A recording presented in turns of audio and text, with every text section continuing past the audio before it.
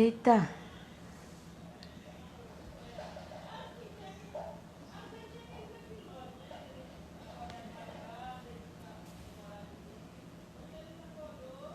Insônia.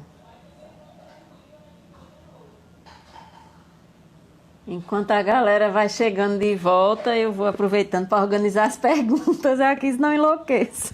Tem que contratar uma secretária. Bom, tinha 150 pessoas. Vamos ver se chega, né, mais alguém. Eu vou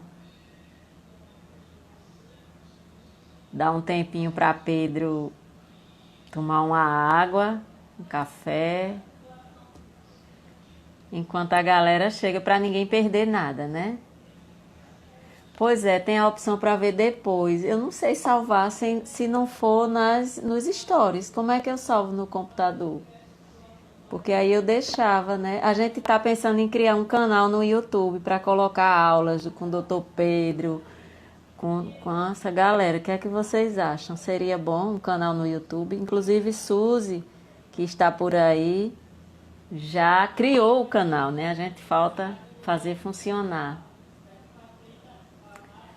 Para a gente manter, né, essas informações que eu acho que são muito úteis, né?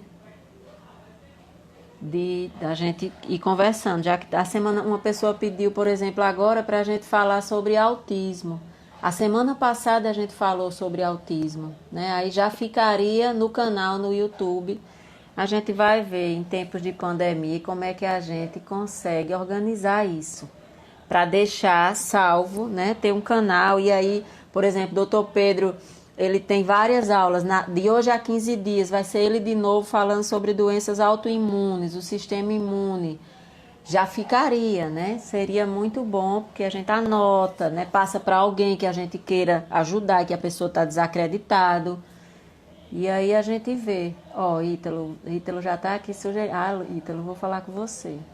Que pelo visto você sabe muito mais do que eu. Tem muito a aprender com o doutor Pedro. Deixa eu chamar ele aqui, que já tem 75 pessoas. Deixa eu ver se ele está aqui, né? Aqui. Chamar ele, mencionar que ele vai chegando. Muitas perguntas sobre... Eita, passou, Soraya, passou. É possível fazer o tratamento com a dor inalando? É sim. Eu estava explicando aqui para o pessoal, Pedro, enquanto Chiquet tinha quase 160 pessoas antes, né? Aí eu estou esperando ver se chega, tentar em 88 agora. Ítalo perguntando, Pedro foi para o recreio. Tomar uma água. Esse Ítalo. Bom, aí eu estava dizendo que a gente está pensando quer dizer, já criamos um canal no YouTube, ainda não botamos para funcionar. Para a gente deixar essas lives salvas e para a gente fazer umas aulas, como você falou, né? Que tem aulas muito boas, palestras que a gente vai, e a gente poder ter esse conteúdo num canal que as pessoas acessem, porque às vezes tem um paciente, eu conheço vários, que até querem usar, mas tem tanto medo de virar esquizofrênico.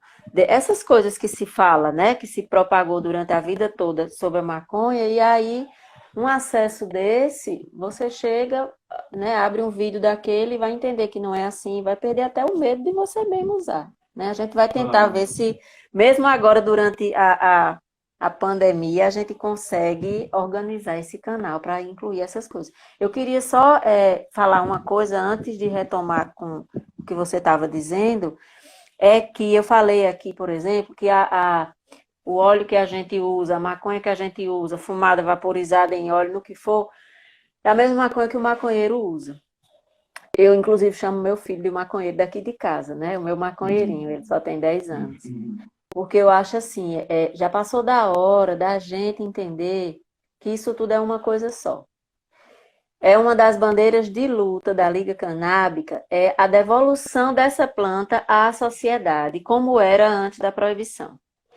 A gente vai ver se consegue fazer uma live sobre a história da cannabis, a história da proibição, para as pessoas entenderem que a proibição nunca foi porque ela é perigosa, nunca foi por preocupação com a saúde das pessoas. E eu acho importante a gente entender que essa história de maconheiro, uso medicinal, traficante, tudo isso apareceu a partir da proibição. os usos da maconha e de muitas outras substâncias com, né, efeito psicodélico, psicoativo, psicotrópico e esses psicotores da vida, antes de serem proibidos, geralmente eram usos medicinais, eram usos ritualísticos, religiosos.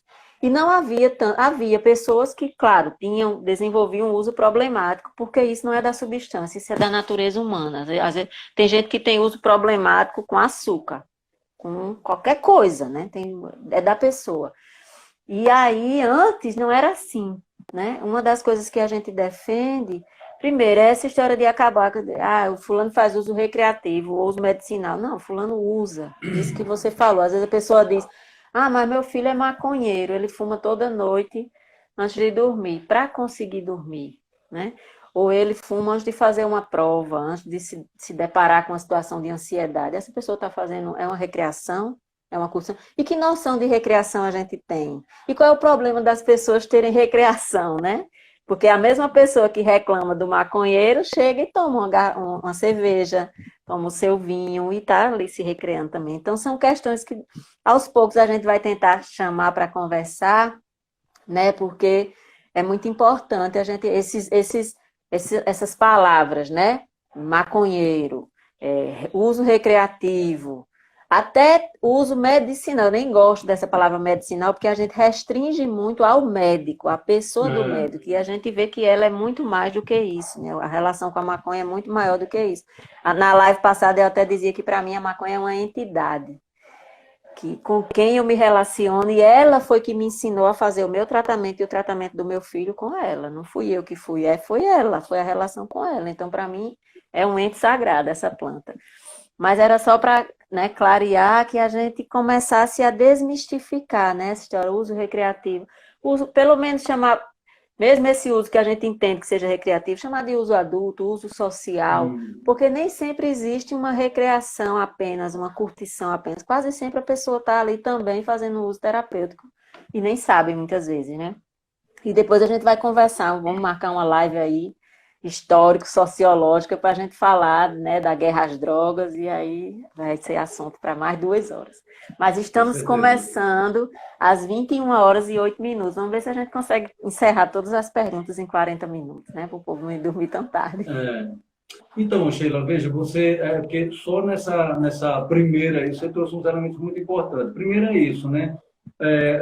Por exemplo, o conceito de qual é a maconha boa para mim, né? Qual é a maconha boa para enxaqueca? Qual é a maconha boa? Qual é que é a maconha que é medicinal? É a soltinha? Tal. Veja, toda maconha é medicinal, né? O grande problema de tipo assim, quando a gente fala assim, qual é o tratamento otimizado, é aquele tratamento que você tem um acesso à cadeia de produção.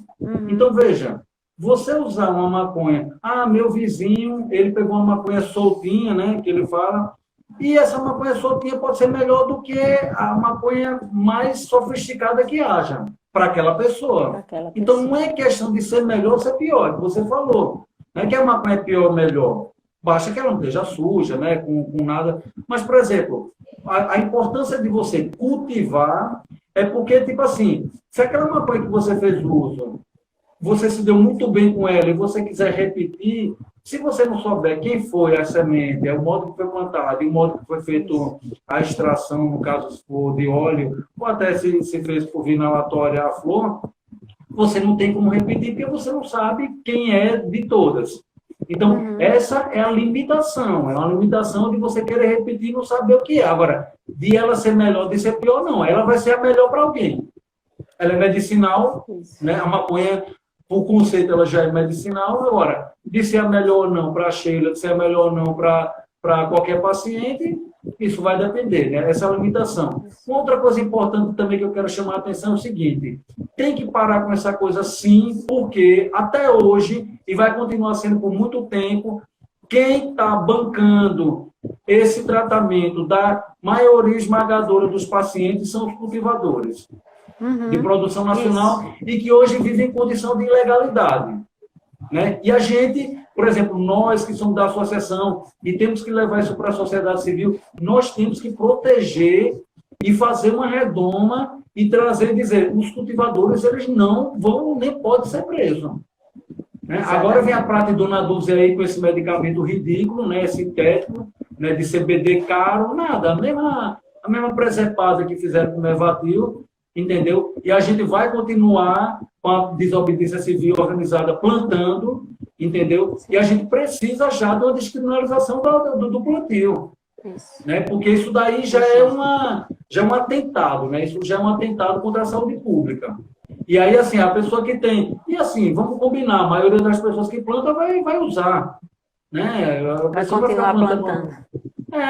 Não, e planta e são usuários, são os maconheiros, né? Então, assim, você vai ficar criticando o maconheiro que está produzindo remédio para o seu filho?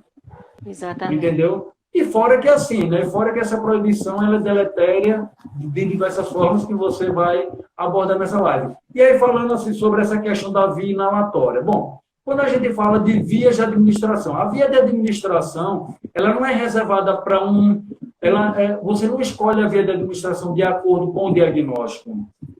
A via de administração é de acordo com o tempo de resposta que você quer. Então, por exemplo, quais são as vias de administração da cannabis? Bom, tem via oftalmológica, via tópica, né, através de pomada, dermopeste, creme. Você tem a via endovaginal, que teve até o brasileiro que lançou a marca, né, Chapachana, né, porque melhora o desempenho feminino, do orgasmo, e que é algo que é importante, isso também é saúde. Mas não só isso, agora em Israel já tem um estudo em andamento para tratar a endometriose, né, com a via endovaginal. Você tem a via retal, o supositório, que é uma via que deveria ser mais utilizada, porque é uma zona muito vascularizada, tem muito preconceito, mas ela é muito vascularizada, e aí cai direto na corrente sanguínea, tem um aproveitamento melhor dos compostos. E aí, as vias mais utilizadas são a via oral, que pode vir na forma de pasta, de extrato alcoólico, de óleo, dependendo da formulação, né, ou até mesmo por ingredientes, né, pela forma culinária, e a via inalatória. Quando as mais utilizadas são a tópica, a via inalatória e a via oral. Quando a gente fala de via inalatória, a gente está falando de spray nasal, a gente está falando de vaporizando e a gente está falando de fumando. Aí para chegar na pergunta, mas peraí, então, fumado também? Sim, fumado também. Inclusive, isso está em estudo científico. Né? Vários pacientes com esclerose múltipla. E assim, fora os relatos de caso, né, que você tem, que eu tenho, né, de pacientes que estão próximos a nós, né, ou até pessoas que já fazem a forma fumada, como a gente falou, de forma terapêutica mesmo, né, para alívio de alguma coisa. Agora, se você fala bem assim para mim, do ponto de vista de quem vai fazer a via inalatória, a fumada é a mais adequada? Não, não é. Não é a mais adequada porque na forma fumada você tem a combustão, e aí a combustão ela vai acarretar uma série de componentes que vão danificar o trato respiratório. Então, se a pessoa tem uma necessidade de fazer uso da via inalatória, então a gente, né, por uma questão de redução de dano, fala, se puder, porque também isso é outra coisa, né? Eu uso um vaporizador. Meu amigo, pelo amor de Deus, o cara às vezes tá ali vivendo de bolsa, fala de vaporizador, o cara fala, tá bom, eu vou usar vaporizador, doutor. Não vai. Né? Mas você vai dando dicas de redução de dano. Né? Não é o mais... Aí volta para aquela coisa, o que é a situação real e o que é ideal. O ideal, para quem necessita fazer na forma inalatória, é vaporizar. Porque quando você vaporiza, ou o vaporizador de extrato, que ele já traz, que não é o mesmo extrato que a gente toma, não pega o extrato que toma e bota no vaporizador, porque não a formulação é diferente. Você tem a forma vaporizada, que aí você vai ter o vaporizador de extrato, ele vai trazer só aquilo que o extrato vem, né, com os compostos, ou o vaporizador da própria erva mesmo, da matéria orgânica, que quando aquele calor ele passa pela superfície da flor, ele vai trazer só aquela resina que tem os compostos e você depois abre e joga a matéria orgânica fora. Então, não tem a queima da matéria vegetal. Você vai trazendo só os compostos, né? Polêmica sobre o vaporizador. O ano passado foi um Deus nos acuda, porque o vaporizador dos Estados Unidos foi proibido. Porque... Não, ali é outra coisa. Ali é porque tinha dentro do veículo a vitamina E, né, o acetato de tocoferol, que aquilo sim está contraindicado. Mas aí não é porque havia vaporizado e nem o canabinoide. Era o veículo que estava sendo utilizado, né? Quando é que a gente indica a via inalatória? Aí a gente lembrar do do que a gente chama da farmacocinética. Na via oral, quando a gente indica uma via ou outra, a gente está pensando no tempo de vida média do composto, né, dentro do corpo e da biodisponibilidade. O que é isso? Por exemplo, quando você indica a via oral, e aí a gente falando de dor, você vê, né? Tem muita coisa que não está em artigo científico, mas a gente vai ver na prática clínica. Quando aparece, a gente já sabia. Né? Por exemplo, essa coisa de maconha menos é mais. A gente percebeu lá no começo, os pacientes tinham o remédio, quando ia acabar, diminuir a dose e melhorava mais com a dose menor. Né? Então, a gente também percebe algumas coisas na prática antes do que nos estudos. Eu recebi paciente de nevralgia do trigêmeo que você mencionou, que é uma das piores dores citadas na medicina, paciente idoso, né? E ele fazia uso de anticonvulsivante e tal. Voltou depois de 3 meses, e ele que tinha ansiedade, insônia, depressão, batia a cabeça na parede, dor na escala de 0 a 10, uma nota 10. Ele voltou tendo só 10 minutos de dor durante o dia na escala 8. E ele que tinha dor o dia inteiro, tomando óleo. Aí eu perguntei para ele, vem cá, que horas que você está tendo esses 10 minutos de dor? Porque é aquilo que eu falo. Tá ótimo, doutor, nem mexa. Não, você tem 10 minutos de dor, eu quero 100%. A gente vai buscando isso. Então, que hora que você sente essa dor? Quando eu acordo, eu digo, então vaporize ao despertar. Mantenha a sua dose por via oral e vaporize ao despertar. O que é que eu fiz aí? Eu apliquei uma outra via de administração. Por que é que eu estou citando esse caso? Justamente, a via inalatória, para explicar a opção pela via de administração. A via inalatória, ela não é escolhida pelo diagnóstico, ela é escolhida pelo tempo de ação que você quer. Se você quer que o paciente tenha uma resposta mais imediata, você utiliza a via inalatória. Por quê? Porque o tempo que ele começa a agir é curto, 5 minutos, o pico é em 30 minutos e o declínio é em 1 hora, né, 1 hora e meia, dependendo de quem estiver fazendo uso. Né? Quem já faz uso há mais longo tempo, né, o efeito é mais rápido, né, por causa de certa tolerância. Né? Então, na via oral, o que a gente quer é uma dose de manutenção. O paciente ele demora um pouco para fazer efeito, né, 30 minutos, tem um pico em 2 a 4 horas e pode durar de 28 a 32 horas, podendo até 5 dias degrada 90% do THC para quem vai fazer exame toxicológico. Né? Então, assim, mas o 5% restante pode ficar mesmo. Né? Então, a escolha da via, ela não tem a ver somente com o diagnóstico. Então, por exemplo, o paciente na crise convulsiva, via inalatória por spray, na crise do tremor do Parkinson, tem aquele vídeo lá, Parkinson Cannabis no YouTube, que o cara faz a via inalatória e ele melhora da discinesia em minutos, porque é via inalatória. E aí a gente, quando fala dessa via, eu falei da biodisponibilidade, ou seja, o que é biodisponibilidade? É a quantidade que chega do composto no seu alvo. Te explico. Se a gente está tratando alguma coisa que está no sistema nervoso, quando a gente fala de biodisponibilidade, a gente está falando que quantidade de canabinoide vai chegar no sistema nervoso. Pela via oral, o aproveitamento é de 6% aproximadamente. Claro, isso pode variar, né? Porque tem a degradação, passa pelo metabolismo hepático, né? Agora, quando você pode chegar até 20, né? Tem estudo que fala de 5 a 20. Agora, a via inalatória não. A via inalatória, quando você faz a via inalatória, você leva para o pulmão, tem a troca gasosa e chega rapidamente no sistema nervoso central. Então, a quantidade também que chega dos compostos que você está colocando intencionalmente, ela é maior. Então, a via de administração tem a ver com o tempo de vida média que você quer, o tempo de ação e de durabilidade, como também da biodisponibilidade. Exatamente. Independente do paciente, do peso do paciente, da patologia. É como você disse com relação às pesquisas, Pedro. A medicina, a terapêutica canábica, ela traz muita coisa diferente do que a gente está acostumado. Né? E é como eu disse, a cannabis, para mim, ela é uma entidade porque ou a gente entra no ritmo dela ou a gente não melhora. Primeira coisa do ritmo é não ver como medicamento, né? E aí eu queria destacar, porque tem algumas perguntas sobre... Eu vou entrar nas perguntas já, certo? Porque a gente já está 9h20. O seguinte, algumas pessoas estão perguntando sobre o sintético da Prata e Dona Dulce, né? Essa semana saiu uma autorização da Anvisa para produtos. Tinha saído uma resolução já que fala de produtos derivados de cannabis. Não chama de medicamentos, porque não são. Não chama de suplemento, porque também não, a Anvisa não sabe que nome dê. Aí chamou produtos à base de cannabis.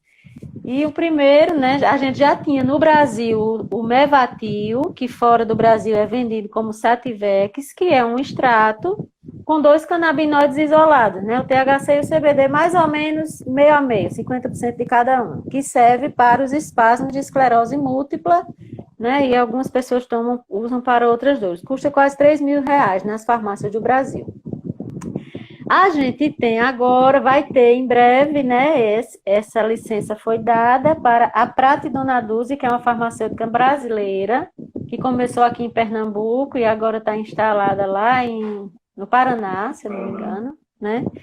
E eles vão vender nas farmácias um remédio para epilepsia, né? Não me lembro o nome do bendito, já disseram, mas não me lembro.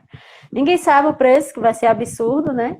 E aí uma pessoa perguntou aqui, isso é um problema? O sintético é um problema, né? E como paciente eu queria dizer que é.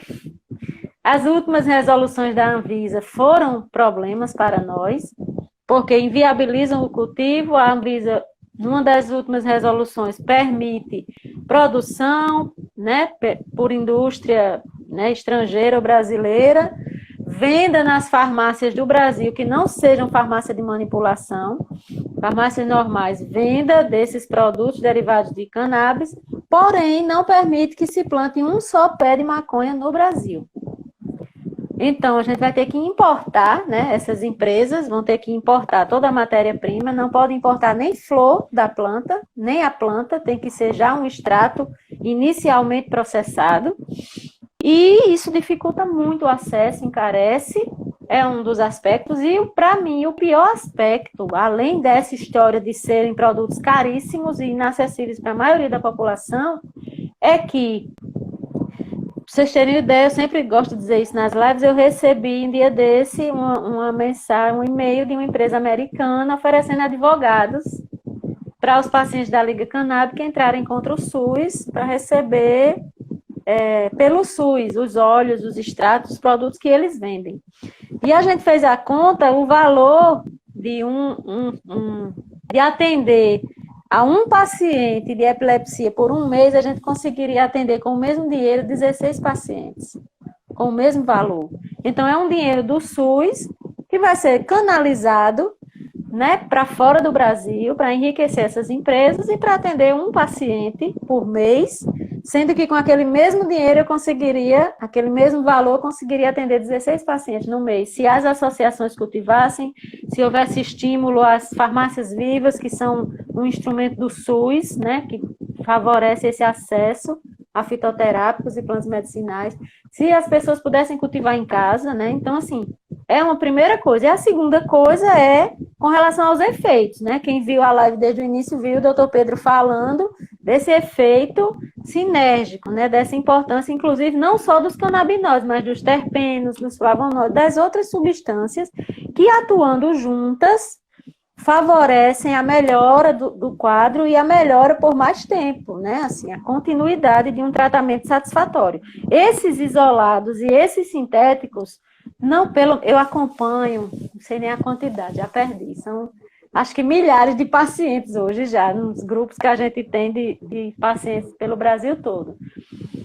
Eu nunca vi paciente que usa isolado, ainda não tem sintético, né? Mas paciente que usa isolado ter a mesma melhora do paciente que usa a planta toda. O extrato, inclusive tem uma médica que estava aí, não sei se ainda está, não me lembro, doutora Ana Nery Figueiredo, ela perguntando se usa a planta toda, né? E é o que a gente percebe dos pacientes que melhoram mais, geralmente estão usando os extratos da planta toda, o que a gente chama full spectrum, né? Com todo o espectro de substâncias daquela planta. Então, essa história da Pratidona Dulce, do registro, é ruim por causa do preço e é ruim por causa do efeito na vida dos pacientes, que não é nunca a mesma coisa, né? Tem essas duas coisas que são muito sérias de se dizer e que o doutor Pedro já falou no início. Mas eu vou fazer o seguinte, eu vou, depois, se você quiser, inclusive, dar uma palavrinha também sobre isso, é legal. Eu vou, assim, organizar em blocos, né? Que tenha, por exemplo, quem sofre de esquizofrenia tem que usar sem THC. Aí maconha causa esquizofrenia, né? A gente vai fazer uma live só sobre isso. Quem sofre de esquizofrenia não pode usar THC, falando mais dessas questões de saúde mental, né? Serve para autismo, para ansiedade, pânico, transtorno de estresse pós-traumático, insônia, esses problemas, né, mais de ordem mental, né, dos transtornos mentais, Alzheimer. Eu acho que a gente pode colocar tudo no mesmo bloco, né? Com relação a esses tratamentos, se serve ou se não serve para essas doenças, né, da psique, essa questão do tipo, melhor tipo, é CBD ou é THC, né? Porque tem gente que diz, mas tem uma médica aqui em João Pessoa, inclusive, que diz às vezes chegam os pacientes com autismo, as mães já desesperadas e me ligam, porque a última alternativa é o óleo, e quando chega no consultório, a médica diz que não vai prescrever, porque o óleo que a gente tem, ele tem THC e a criança vai ficar esquizofrênica, né? O meu filho usa um óleo rico em CBD e usa um óleo rico em THC e nunca ficou esquizofrênico e não tem nada disso. E aí tem também a forma de extração, né, Pedro? Aquela história do aquecer, não aquecer. Enfim, meu Deus, é tanta coisa que a gente tinha que fazer uma live para cada pedacinho. Porque tem o THCA, é muita coisa, né? Mas nesse bloco, essa questão, né, das ansiedades, insônia, né, e essa questão da saúde mental, né? Realmente causa esquizofrenia? Como é isso, né? Essa preocupação com ficar chapado, não ficar chapado? Fala um pouquinho sobre isso aí, que a gente já queima umas 10 perguntas. Só nessa. Vamos lá, vai ficar esquizofrênico, né?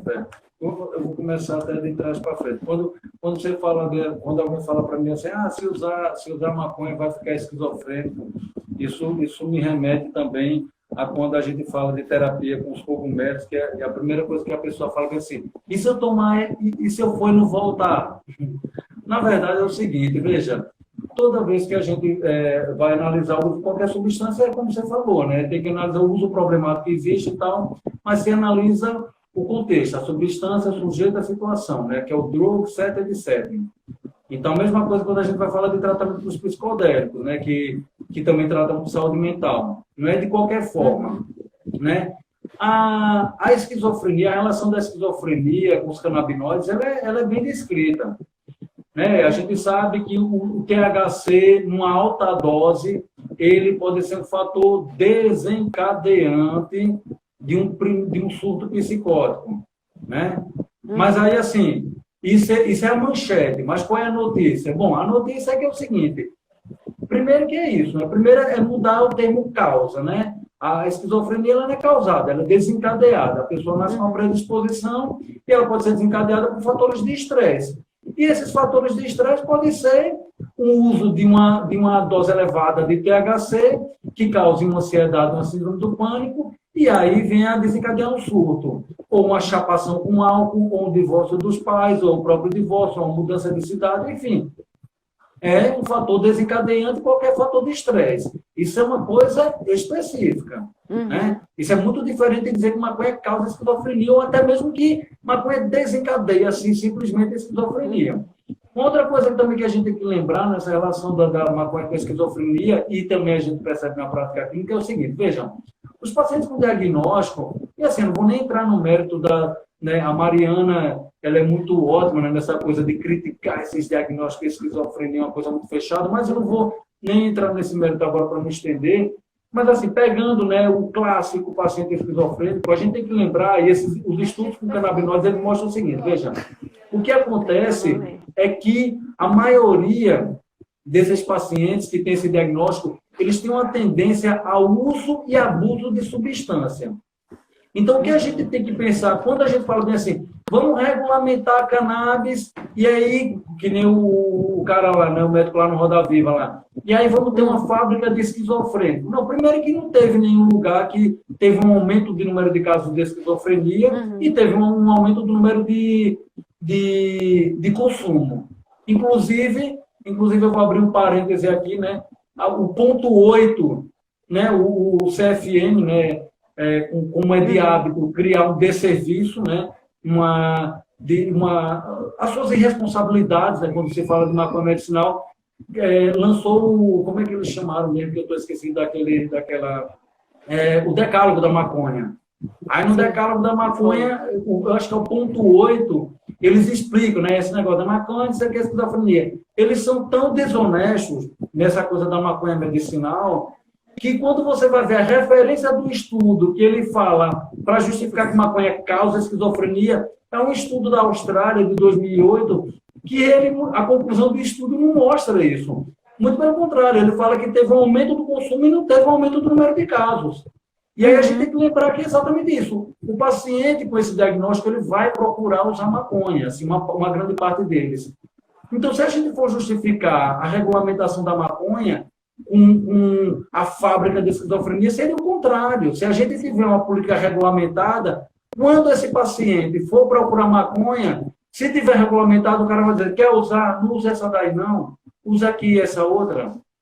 E aí, tem que lembrar também, né, estudos de Harvard, da USP de Ribeirão Preto, mostrando, né, a propriedade do CBD tratando a esquizofrenia, e que aí, se a gente levar isso para o efeito comitiva, se pegar, porque não foi feito, mas eu estou muito seguro disso, porque a gente vê na prática clínica, é só pegar uma maconha rica em CBD, que a gente vai ver que esses pacientes eles vão ter uma melhora. Porque os pacientes com esquizofrenia, eles não tendo surto, ou seja, eles não usando a maconha inadequada, eles melhoram.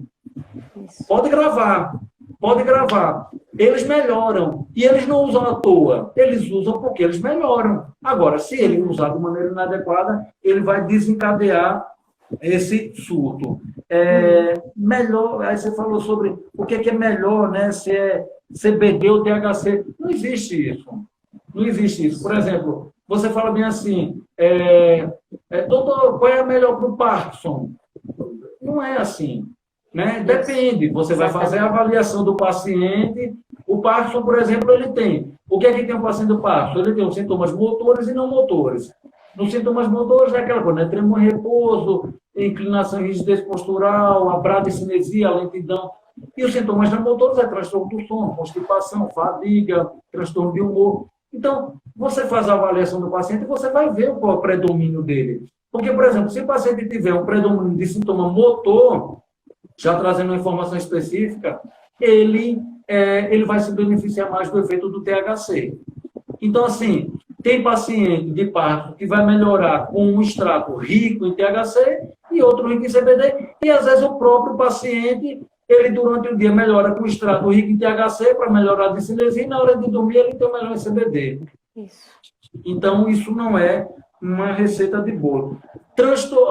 Transtorno mental, eu não vou nem entrar nesse campo, porque, veja, quando a gente falou da ação dos canabinoides, né,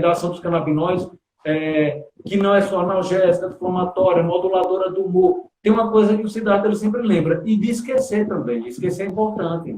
Sim. E aí a gente fala do transtorno do estresse pós-traumático. Botem lá na página da MAPS, né, que é a Associação Multidisciplinar de Estudo Psicodélico. Você vai ver lá, tratamento com ayahuasca, para depressão, com MDMA, para transtorno do estresse pós-traumático, e da maconha. Eles fazem estudo com a maconha para TEPT, transtorno do estresse pós-traumático. Ansiedade. A propriedade ansiolítica dos canabinoides ela já é bem descrita. Efeito antidepressivo é controverso, né, do ponto de vista de estudo, né, nesse formato de estudo que a gente tem. Ele é controverso? Mas a gente tem. A própria, como eu citei anteriormente, a própria ação de neurogênese. A gente antes, né, quando na escola primária, eu não sou tão antigo assim não, eu nasci em 80, mas na escola primária a gente aprendia que tecido nervoso lesionado já não se regenerava. Hoje a gente sabe que não. Né? Existe o fenômeno da neuroplasticidade, que inclusive o ácido anacárdico, que está muito presente no caju, na castanha, principalmente, ele tem esse poder de neuroplasticidade. né? E os canabinoides também. Então, essa ação de neurogênese, formação de neurônio no hipocampo, é uma das coisas que explica esse neurônio sem a memória traumática. Então, tem a ver também com um dos mecanismos de ação, né, dessa ação no transtorno de estresse pós-traumático, na depressão, né, na ansiedade. Então, tanto que muitas das pessoas que usam, né, uma grande parcela que usa, que acha que é o uso recreativo, na verdade usa justamente para melhorar mesmo, né, melhorar esse comportamento de ansiedade. E aí é o seguinte, você falando dessa coisa da própria Dona Dulce, olha, no ano passado, né, e essa coisa de receber a notícia lá a notícia não, o e-mail do advogado, para entrar com o advogado para processar o SUS. Primeiro que a gente, oferecendo. Né? Primeiro que a gente tem que lembrar que o SUS somos nós, né? O SUS é do Estado, e o Estado somos nós. Apesar de estar sendo governado por um governo de miliciano e bandido, o SUS é do Estado, e o Estado somos nós. Né? Então, assim, não adianta. Você está tirando de um bolso, está deixando de roubar de você de um bolso e está roubando do outro. Né? E outra coisa, vale lembrar que, assim, e é interessante isso, porque muitas pessoas se conhecem, né? Aí quando vê uma notícia dessa, te manda, né? Tem uma daquelas notícias, Sheila, estou feliz por você, parece que avançaram na luta, né? Estão vendendo remédio de maconha aqui. Aí você fala, meu Deus, vou ter que explicar tudo de novo. Não, a gente não tem um avanço, não. Como tudo que está acontecendo atualmente no cenário político, a gente tem mais um retrocesso. A gente tem que lembrar do seguinte, a gente tem que lembrar que o ano passado a Anvisa lançou a consulta 654, 655 ali em junho e abriu ao público para sugestões, que as associações mandaram sugestões, só para abrir, né? Porque ele não escutar coisa nenhuma, né? Só para criar o protocolo. Isso. E nessa consulta 654, 655, a gente já vinha batendo nela, né? Que o William Dib tinha comprado. Por que a gente vinha batendo? Porque a proposta da Anvisa era de plantar no Brasil, né? Só que o modo como eles queriam plantar era justamente isso, era um modo onde só permitia, né, através das regras de lá, que só uma grande empresa pudesse plantar. Aí você fala bem assim, mas a gente tem grandes empresários, e por que a gente não ia conseguir plantar? É por causa do dinheiro? Não, aqui tem muita gente rica. É porque eles são tão malandros que eles fizeram o seguinte, eles amarraram de um jeito que não dava para a gente plantar de jeito nenhum, nem que tivesse dinheiro. Por quê? Porque era o seguinte, entre outras coisas que estavam nessa consulta 654, 655, eles traziam que não podia ter funcionário que tivesse antecedente criminal, entre outras coisas, o que é inconstitucional e o que é uma coisa ridícula, porque, na verdade, o que a gente deveria era ressocializar essas pessoas que estão no sistema penitenciário, e a maioria por causa injusta, né? Por essa maldita guerra às drogas, que é guerra a pessoas mesmo, entendeu? E uma outra coisa é que é o seguinte, aí vem a piada de mau gosto, né? E também é o seguinte, só quem vai poder plantar é quem tem experiência. Pô, meu amigo, quem tem experiência comprovada é quem está preso, né? Porque vocês prenderam, né? Pô, não tem graça isso, né, pô? Entendeu? Então, assim, e outra coisa, que não podia também ser manipulado essa produção pela farmácia de manipulação. Uma total falta de respeito. A gente já estava batendo na Anvisa. Aí, né, o que é que o governo federal fez? Né, esse sei lá o quê. E aí, né, porque falta a palavra, né, necessitava uma live só para ficar falando né? Então, assim, o que é que eles fizeram? Tiraram, né, já estava acabando o mandato do presidente da Anvisa, e botaram o outro presidente da Anvisa, que até isso que a gente já estava considerando como um certo avanço, mas que a gente ainda estava brigando, que a gente queria um avanço maior, e colocaram essa pauta de não poder plantar de jeito nenhum e vai poder importar CBD sintético. Tenha santa paciência, né? Aí tem gente que, inclusive do meio canábico, vai considerar, não, aí vem com aquela coisa de que, tipo assim, né? Não, isso daí, para quem nem se falava há 6 anos atrás, é um certo avanço. Tá bom, você pode até considerar. Eu, particularmente, concordo com você. Eu não acho que isso seja um avanço, principalmente na caminhada que a gente vinha. Isso é um tremendo retrocesso, porque isso só serve para chegar e dizer bem assim, olha, prendemos a Liga Canábica inteira lá. Por quê? Porque estava plantando maconha. Isso daí, eles para usar aquele discurso do Osmar Terra Plana lá, de dizer bem assim, não, se já tem na farmácia, por que você quer plantar? Exatamente. Entendeu? Então, na verdade, isso daí é um tremendo retrocesso, né? E que para a gente, assim, francamente, eu ignoro isso. Eu ignoro isso. Quando os pacientes falam disso, eu falo assim, esqueça isso e vamos voltar para a ideia do plantio. Isso. Do cultivo doméstico. E associativo.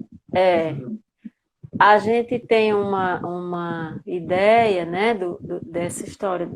Eu penso como você. Muita gente fala, mas pelo menos regulou. Mas pelo menos está reconhecendo que a cannabis tem. Não, né? O caminho, desde lá de trás, quando eu via, infelizmente vai ser o caminho da judicialização, porque se a gente for esperar de governo federal e de Anvisa, né, uma Anvisa que depois a gente pode um dia fazer essa discussão política, que desde da lei de drogas, a lei atual, né, que é a lei 2113 de 2113 11.343, eu com a resolução do Conselho Federal de Medicina na cabeça. A lei 11.343 de 2006, né, ela já prevê que haja uma regulação para o uso medicinal, para fins de pesquisa, tanto de maconha como de qualquer outra substância. Essa regulação nunca houve.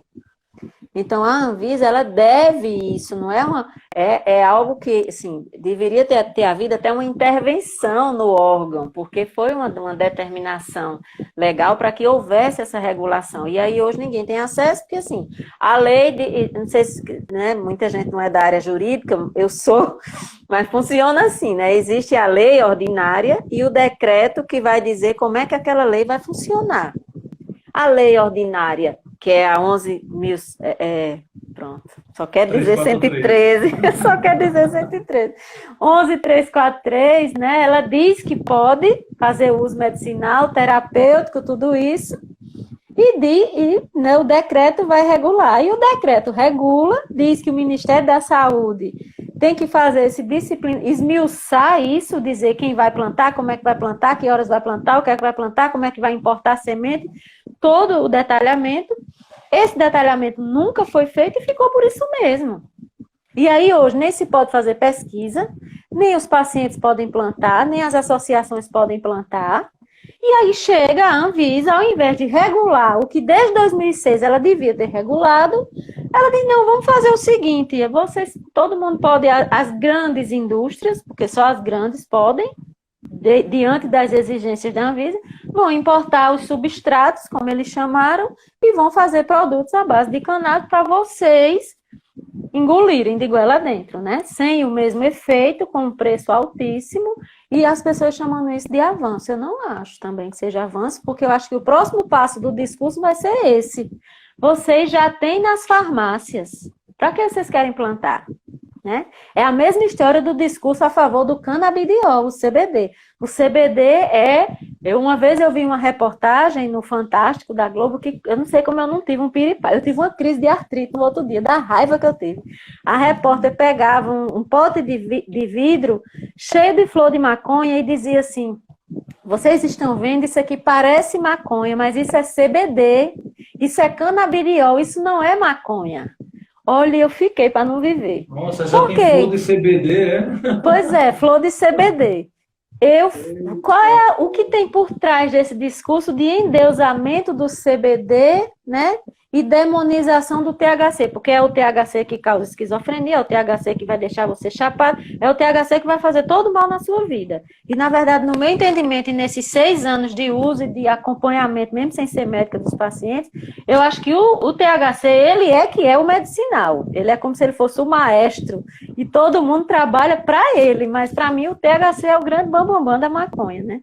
Aí, o que é que se faz? Eu esculhambando, eu mantendo o THC como substância perigosa e inacessível, as pessoas não podem plantar, porque a planta produz THC. Eu dizendo que só o CBD é medicinal, só o CBD é bom, então eu tenho como no discurso impedir o acesso das pessoas à planta, porque a planta não produz só CBD, a planta produz tudo, inclusive THC e muito mais THC muitas vezes. Então, assim, é um discurso que chega devagarinho e que parece mas é bom, estão supervalorizando o CBD. CBD é maconha. Sim, mas por trás desse discurso eu tenho o quê? O próximo passo vai ser, tá vendo que a planta pode ser mantida proibida, desde que a gente tenha acesso ao CBD, e aí daqui a pouco o CBD sintético, né?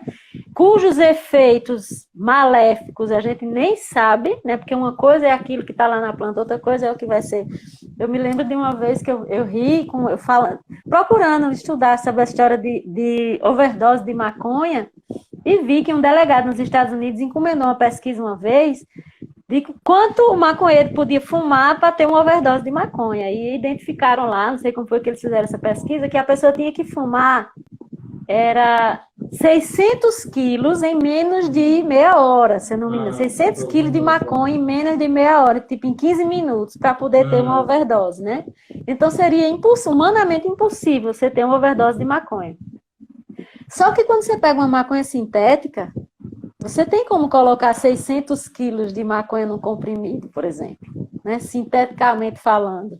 Você tem como fazer uma super droga com aquela substância, manipulando ela em laboratório. E aí dizer que está vendo que o THC é perigoso, que ele causa. Só que o THC que a gente usa é o THC da planta, né? E o acesso à planta é muito importante. Eu vou, para terminar, só dizer de um exemplo de um paciente que a gente tem aqui em João Pessoa, chamado, não vou dizer o nome dele agora, porque ele cultiva, não gosta muito que diga, mas ele tem uma doença autoimune chamada esclerodermia, e ele sente dores lancinantes, é de enlouquecer. Ele fumou, ele usou óleo, ele tinha uma melhora, mas não chegava a ficar realmente bem. Como foi que ele ficou bem? Comendo a planta. Ele começou a plantar em casa, e aí ele tinha pena de descartar o resto da planta, além das flores, que é o que mais se usa para fazer os óleos, né, extratos. Então ele começou a fazer salada, suco verde, e comia a planta toda, comia tudo. E os sintomas dele quase que desapareceram. Por medo da proibição, ele parou de cultivar e os sintomas voltaram. Agora ele está providenciando um habeas corpus para ele, porque ele é uma pessoa que precisa comer a planta. E a farmácia vai me oferecer, né, essa folha da planta, e a Anvisa vai fazer o quê com um paciente desse? Mas se diz, mas é 1%. Sim, mas é uma pessoa, é uma vida, né?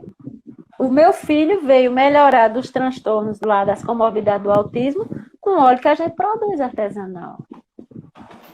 Eu vou continuar importando, eu vou comprar na farmácia e a saúde do meu filho, né? Então, são coisas assim que a gente tem que considerar.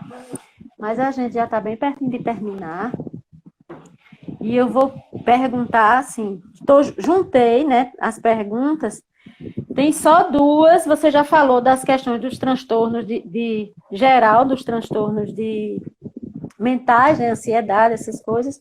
E tem um grupo aqui que pergunta, eu queria só responder, uma pessoa perguntou se tem associação em Sorocaba, eu queria pedir a essa pessoa que mandasse um direct, porque tem associação em São Paulo, tem associação na capital de São Paulo, tem associação em Marília, e pode ser que seja mais perto. Uma pessoa que perguntou outras coisas com relação ao acesso, o passo a passo do acesso.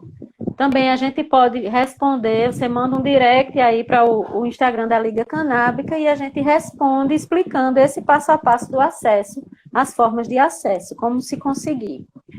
Falando ainda em dor, né, para terminar, sim, uma pessoa falou sobre epilepsia refratária e artrite infantil.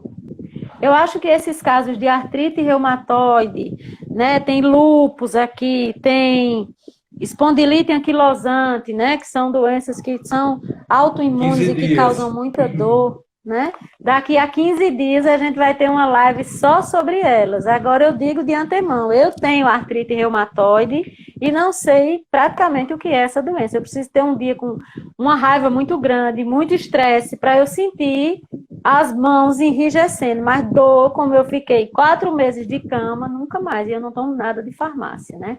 Depois a gente pode conversar, inclusive nessa live que a gente vai falar, eu posso falar um pouquinho de como eu faço a minha administração, da minha dosagem, como eu fui descobrindo. E também com a epilepsia refratária, que tem o meu filho, depois, ao longo das outras lives, se você tem um filho com autismo e epilepsia, Uma pessoa pergunta sobre o desmame, né?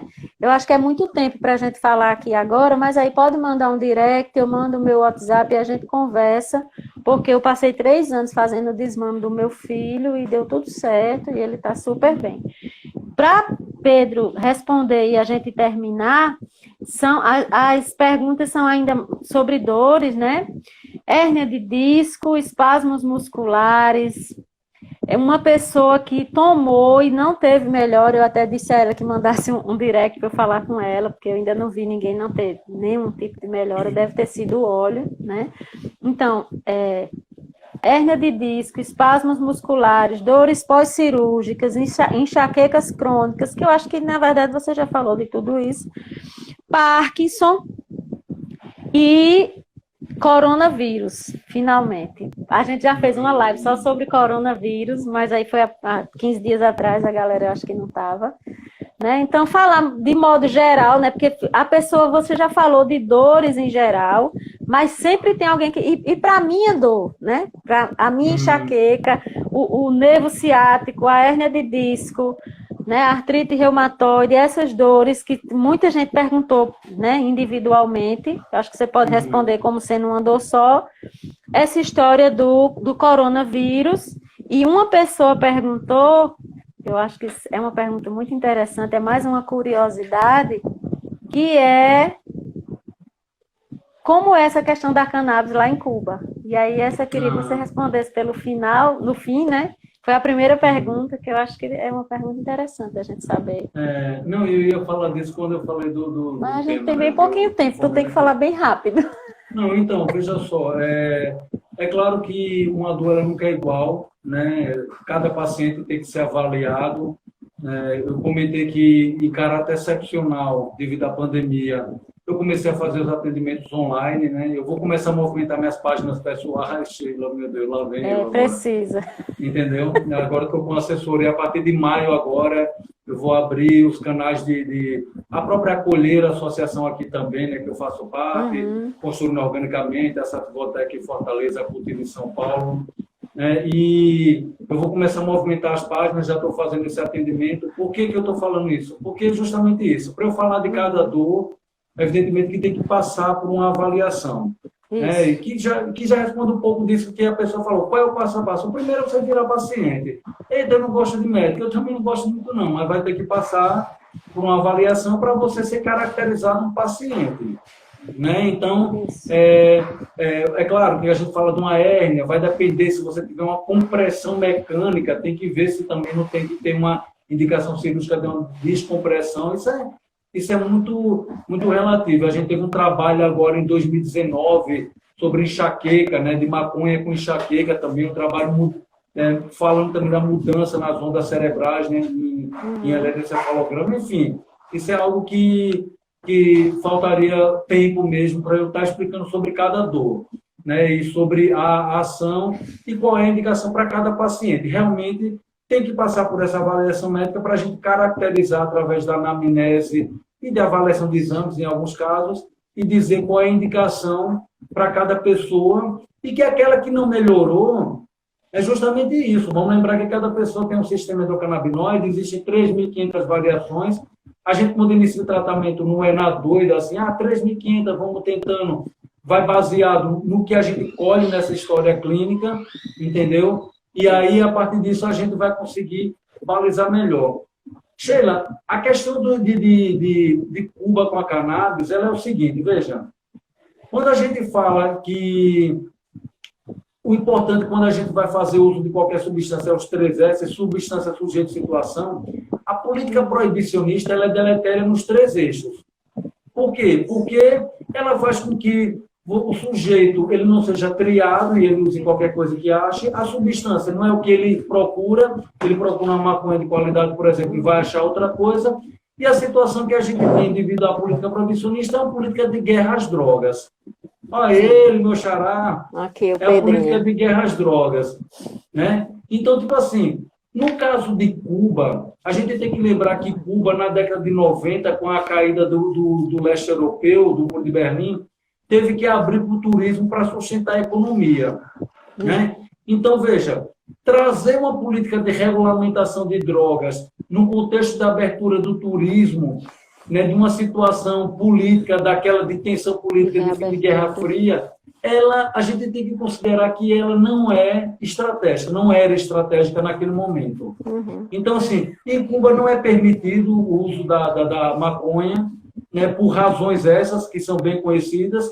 Lembrando também que lá Cuba, a polícia não anda com arma de fogo. Lá não tem negro e pobre morrendo na periferia por conta do proibicionismo. Então, o contexto do proibicionismo lá, ele afeta aquela questão de limitar o indivíduo do direito que ele tem de usar a pele para dentro. E isso tem que avançar.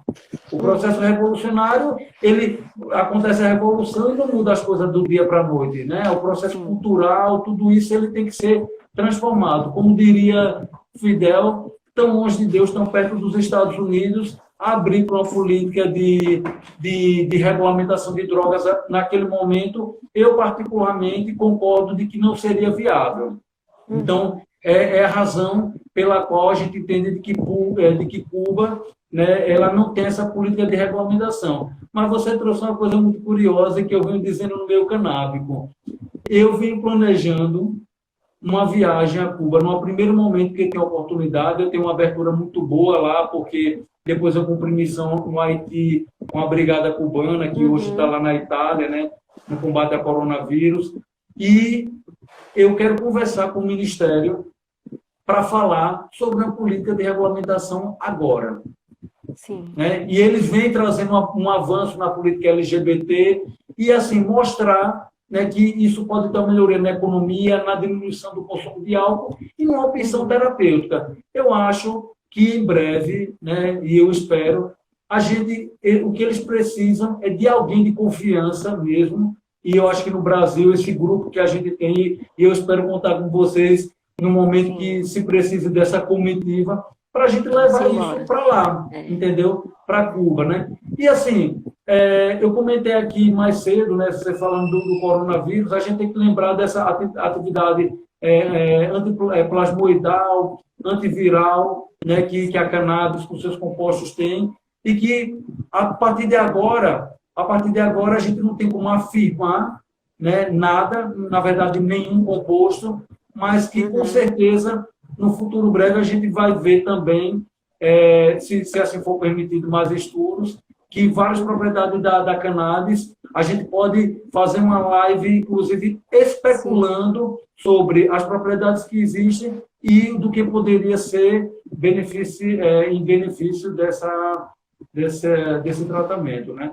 Sheila, eu quero, como você falou que é o último bloco, agradecer, assim, de verdade, não é nada de clichê, a gente sabe, de coração está tendo a oportunidade desse espaço da Liga Canábica, que é uma liga super respeitada, né, uma associação super respeitada, de estar contribuindo, dizer que a nossa luta ela é uma luta de todos mesmo, uma luta igual, como você falou, né, a gente ajuda a construir mais um, porque está perto, a Paraíba já tem um coletivo que vai caminhando por si só, mas que eu estou à inteira disposição, não só da Liga, mas de qualquer paciente que queira passar por essa avaliação, me disponho, né?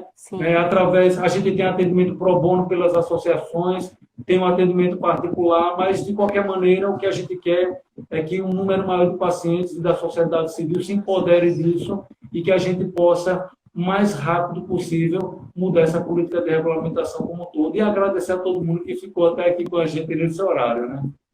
Ok, joia. Obrigada. Tem uma pessoa aqui que eu pensei que ele tinha ido embora, Samuca Alencar, que pediu para falar de dosagens e prescrição, mas aí ao longo do tempo você acabou falando, né, que das dosagens, da prescrição, acho que ele é médico. Se tiver interesse, né? Pode entrar em contato particular comigo, né? Eu já fiz curso de prescrição para orientar médicos a prescrever. Pode entrar em contato comigo, que a gente vai conversar sobre isso. Quem quiser mais informações assim, específicas, detalhadas, passo a passo para ter acesso, consulta, né, contato, a gente tem médicos no Brasil inteiro, outras associações, estou vendo o Anderson aí, que é lá do Minas Gerais, ligado à AMAM, tem o Ítalo, que é do Ceará, ligado à Sativoteca, pessoas de outras associações. Então, manda uma mensagenzinha aí no direct com a sua necessidade e a gente tenta atender a todos. Estamos com 25 segundos para completar 2 horas de live, batendo outro recorde. E na próxima semana a gente vai avisando, ainda não estou certo se vai ser a de saúde mental, mas de hoje a 15, doutor Pedro de novo falando de doenças autoimunes e cannabis, tá certo? Obrigada, Pedro, foi joia, tá acabando, vai acabar mesmo. Obrigada, galera, boa noite. Valeu. Obrigadão. Tudo de bom, valeu, beijo grande.